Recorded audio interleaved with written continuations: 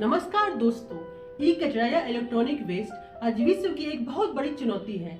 हमारे तेजी से बदलते डिजिटल युग में हम नए गैजेट्स खरीदकर पुराने को भूल जाते हैं, लेकिन इन पुराने इलेक्ट्रॉनिक डिवाइसेस का सही तरीके से अरेंजमेंट ना होने के कारण हमारा ई कचरा दिन प्रतिदिन 4 गुना तेजी से बढ़ रहा है, जो एक गंभीर समस्या है। ई कचरे की वृद्धि के कारण है इनके विनाशकारी तत्व जैसे कि हेवी मेटल्स और केमिकल्स। जब हम इस कचरे को सड़कों पर, नदियों में या किसी भी जगह फेंकते हैं तो यह प्रदूषण का कारण बनता है।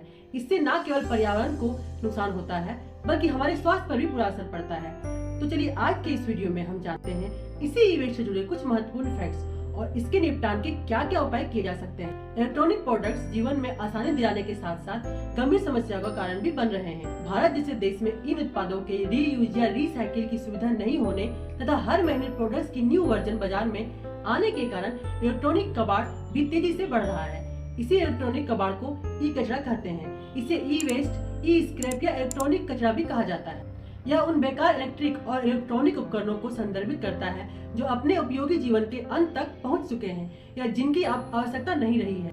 इलेक्ट्रॉनिक वेस्ट में कई प्रकार की चीजें शामिल हो सकती है, जैसे television, computer, laptop, mobile phone, tablet, refrigerator, washing machine, air conditioner जैसे घरेलू उपकरण, इलेक्ट्रॉनिक खिलौने और कई प्रकार के खेल आदि।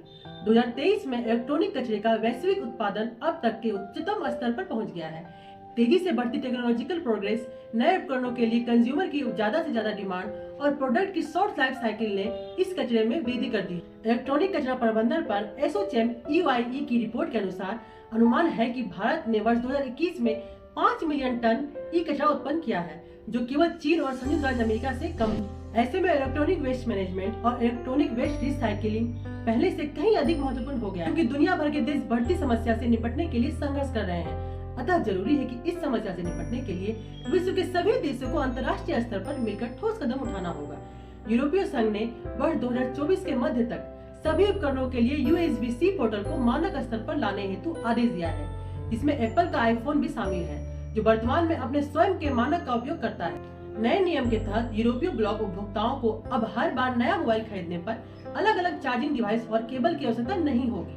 इसके अलावा यूरोपीय कानून कथित तौर पर नए फोन और इसी तरह के उपकरणों के साथ चार्जर प्रदान करने की आवश्यकताओं को समाप्त कर देगा, क्योंकि उपयोगकर्ताओं के पास पहले से ही आवश्यक सामान होगा। साथ ही हर देश की सरकार को अपने स्तर पर नियम बनाने चाहिए जिससे कि कचरे की सही ढंग से प्रबंधन हो और यह भी सुनिश्चित किया जाए कि उनके द्वारा बनाए गए नियमों का निरंतर व नियमित अनुपालन कठोरता से हो।